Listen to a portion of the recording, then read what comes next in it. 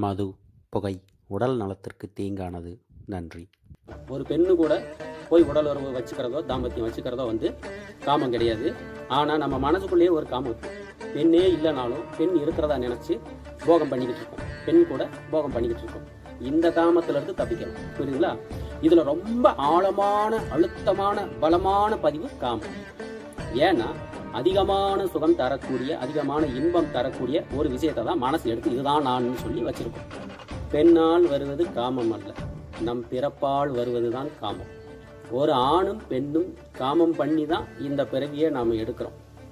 தான் என்ற தானேதான் ஒன்றே தெய்வம், தகப்பனும் தாயும் அங்கே புணரும் போது நான் என்று கருப்பிடித்து கொண்டு வந்த நாதனை எந்நாளும் வணங்கி நில்லு. தமிழ் மக்களுக்கும் ஆன்மீக அன்பர்களுக்கும் அன்பான வணக்கங்கள்.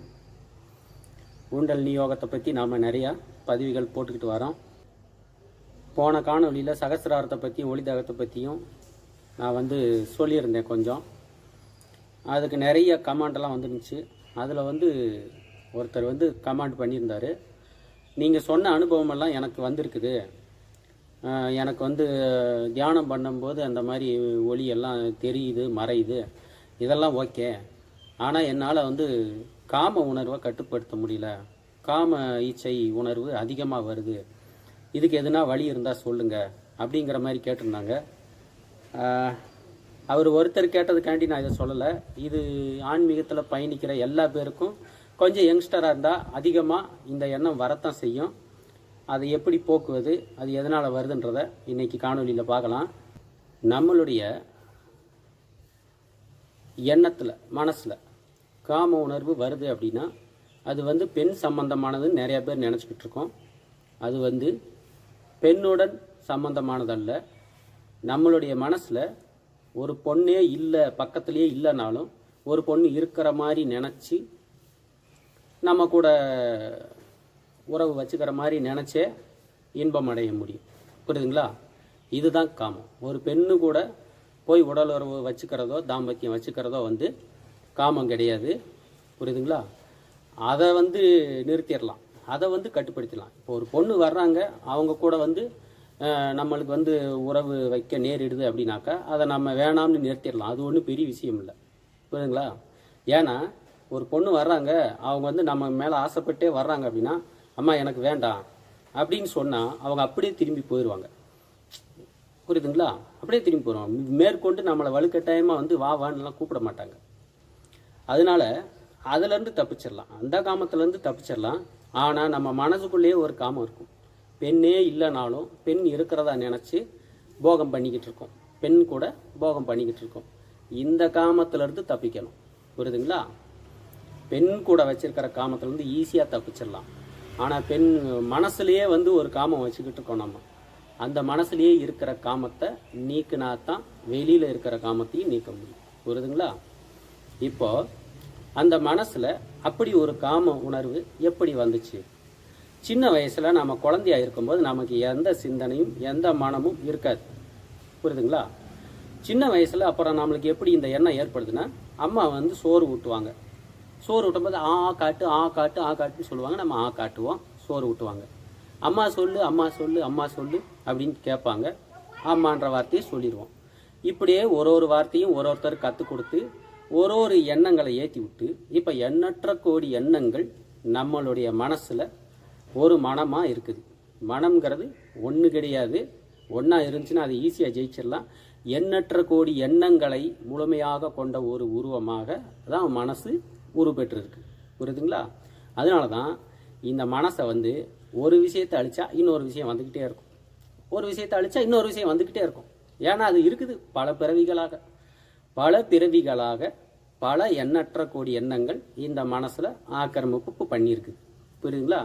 இதில் ரொம்ப ஆழமான அழுத்தமான பலமான பதிவு காமம். ஏன்னா அதிகமான சுகம் தரக்கூடிய அதிகமான இன்பம் தரக்கூடிய ஒரு விஷயத்தை தான் மனசு எடுத்து இதுதான் நான் சொல்லி வச்சுருக்கோம். அதிகமான இன்பத்தை தரக்கூடிய ஒரு விஷயத்தை தான் இதுதான் நான், இதுதான் என்னோட லைஃபு அப்படின்னு, இதுதான் என்னுடைய அடையாளம் அப்படின்னு சொல்லி மனசு எடுத்து வச்சுருக்கோம். இந்த ஆழமான இன்பமான பதிவு தான் காமம். புரியுதுங்களா? இது ஒரு பிறவியில் வந்திருக்கான்னு கேட்டால் கிடையாது. பல பிறவிகள் வந்திருக்கு, பல பிறவிகளே இது இது இது காரணமாக இருந்து பல பிறவிகளையே எடுத்திருக்கு. புரியுதுங்களா? பெண்ணால் வருவது காமம் அல்ல, நம் பிறப்பால் வருவது தான் காமம். ஒரு ஆணும் பெண்ணும் காமம் பண்ணி தான் இந்த பிறவியை நாம் எடுக்கிறோம். புரியுதுங்களா? அப்போது அந்த பிறவியில் பிறப்புல இருந்தே அந்த பிறக்கும்போது ஒரு அணு தான் போய் விழுகும். அந்த ஒரு அணுவிலேயே அந்த பதிவு இருக்குது. அந்த ஒரு அணுவிலேயே அந்த பதிவு இருக்குது. அகத்தியர் பாடலில் வரும். புரியுதுங்களா? தான் என்ற தானேதான் ஒன்றே தெய்வம், தகப்பனும் தாயும் அங்கே புணரும் போது நான் என்று கருப்பிடித்து கொண்டு வந்த நாதனி என்னாலும் வணங்கி நில்லு. தாயும் தந்தையும் புணர்ற நேரத்தில் ஒரு அணு தான் தாயோடைய கர்ப்பப்பையில் போய் விழுகும். அந்த ஒரு அணுவில் என்ன பதிவு இருக்கோ அந்த பதிவு தான் மொத்தமும் இந்த உடலும் செய்யும். அப்படி அந்த பதிவில் என்ன செய்யுது? அந்த பதிவில் காமம் தான் இருக்கும். கடவுளுங்கிற தன்மை கோடியில் ஒருத்தருக்கு அந்த அணுவிலேயே இருக்கும். முதல்ல தாயோட கர்ப்பத்தில் போய் விழுகும்போதே அந்த அணுவிலேயே கடவுள்ற தன்மை இருந்துருச்சுன்னா அவங்க பிறக்கும் போதே சித்தராக இருப்பாங்க. கடவுளை யாரும் சொல்லித்தராமலே அறிவாங்க. இப்போ இந்த காம உணர்வை அழிக்க முடியாததுக்கு காரணம் என்னன்னாக்கா, அது பல பிறவிகளாக இருக்குது. முதல்ல நிறைய பேருக்கு இந்த முன்பிறவி மறுபிறவி இருக்குதான்றதுல சந்தேகம் வரும். அதுக்கு ஒரே ஒரு எவிடன்ஸ் தான் கொடுக்க முடியும். அதை கூட நீங்கள் ஏற்றுக்கிட்டால் தான் உண்டு. புரியுதுங்களா?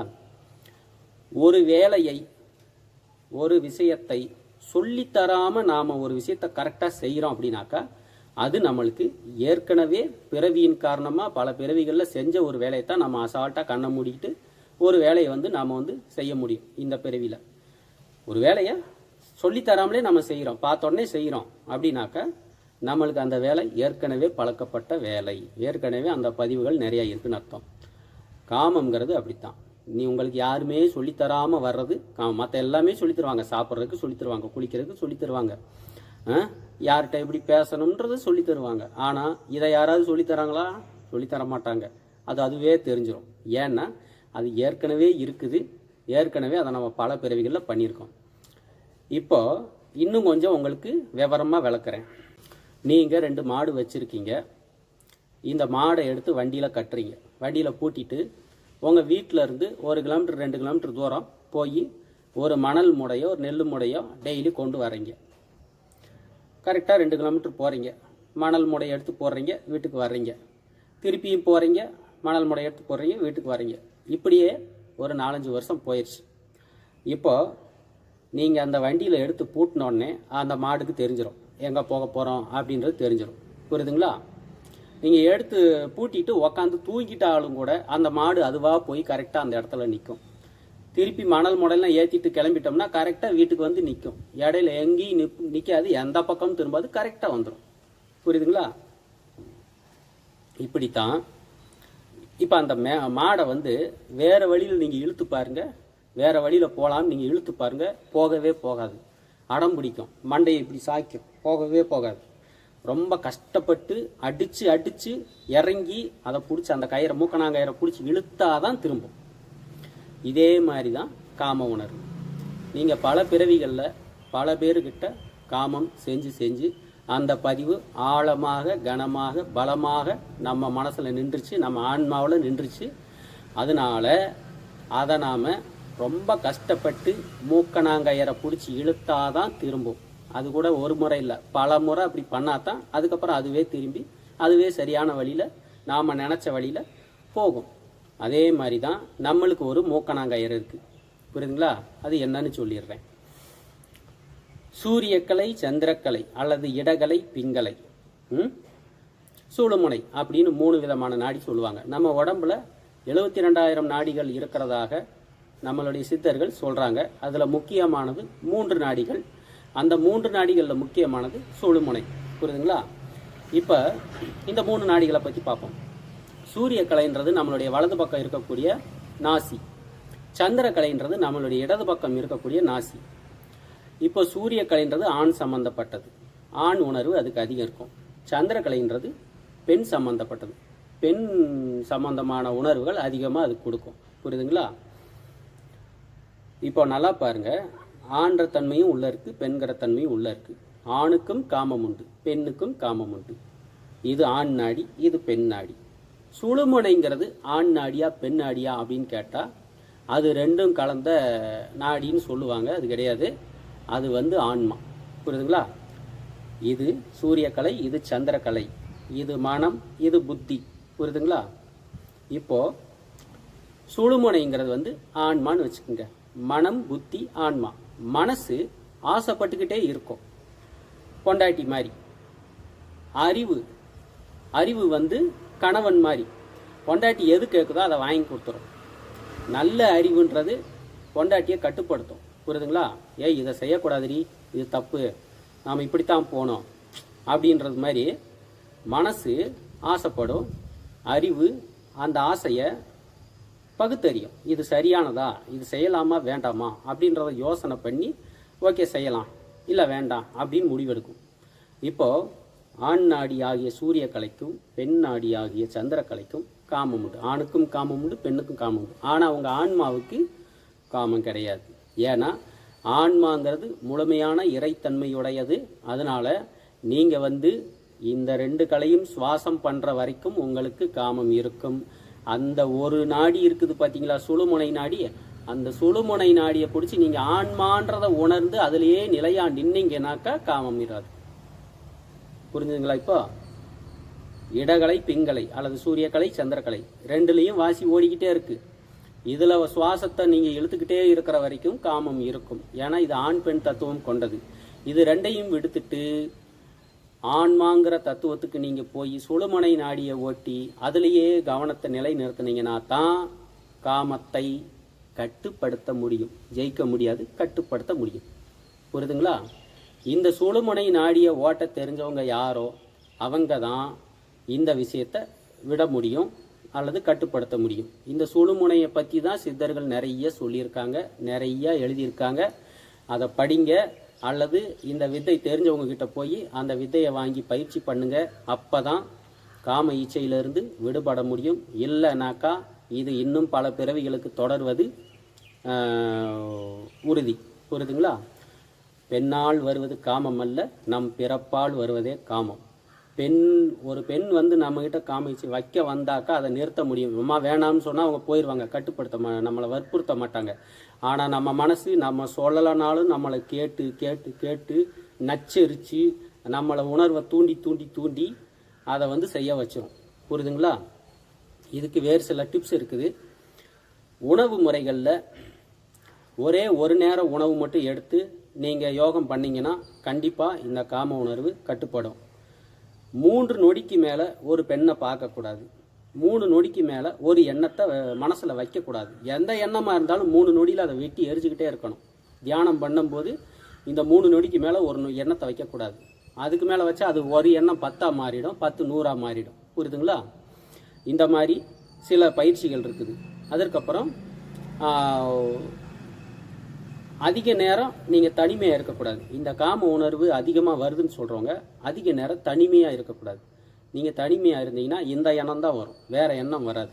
புரியுதுங்களா? அதனால் ஒரு கோயில், ஒரு புண்ணிய ஸ்தலம், ஒரு ஆன்மீகம் சம்பந்தமான நபர்கள் நிறையா இருக்கிற இடம், இந்த மாதிரி இடங்கள்லேயே நீங்கள் பயிற்சி செய்யணும். அவங்களுக்கு மத்தியிலே இருந்து பல காலம் பயிற்சி பண்ணாதான் இது வந்து மாறும். இந்த எண்ணம் அதிகமாக எனக்கு இந்த மாதிரி ஓவரான காம உணர்வுகள் வருது அப்படின்னாக்கா நீங்கள் தனிமையை தவிர்ப்பது நல்லது. இல்லைன்னா நீங்கள் ஜெயிக்கிறது கஷ்டம். புரியுதுங்களா? தவிர நல்ல குருமார்கள், இதுக்கு தான் வந்து சொல்கிறது, நல்ல குருமார்களுடைய துணையோடு பயணிக்கணும். இல்லைனாக்கா நீங்களாக பயணிச்சுக்கிட்டு நீங்களே ஒரு பயிற்சியை பண்ணிங்கன்னா உங்களால் வந்து ஒரு தடை வரும்போது அதை சேஸ் பண்ண முடியும், ஜெயிக்க முடியாது. புரியுதுங்களா? இந்த பதிவில் எனக்கு தெரிஞ்ச அளவுக்கு கொஞ்சம் சொல்லியிருக்கேன். இது மாதிரி இது சம்மந்தமான நிறைய பேர் நிறைய காணொளி போட்டிருப்பாங்க. நீங்கள் அதையும் பாருங்கள், அதையும் எடுத்துக்கங்க. தொடர்ந்து பயிற்சி செய்யுங்க, நம்பிக்கை வைங்க, இறைவன்கிட்ட பிரார்த்தனை வைங்க. இந்த உணர்வு அதிகம் வருது அப்படின்னாக்கா நீங்கள் வந்து பக்தி மார்க்கத்தில் பயணிக்கலாம். பக்தி மார்க்கத்தில் இது ரொம்ப வேகமாக ரொம்ப எளிமையாக இதை வந்து கடவுள் வந்து நீக்கிடுவார். அதனால் பக்தி மார்க்கத்தில் பயணிக்கிறது சிறந்தது. சொல்ல வேண்டிய விஷயங்களை பூரா சொல்லியிருக்கேன். எனக்கு தெரிஞ்ச அளவுக்கு பயிற்சி பண்ணுங்கள்.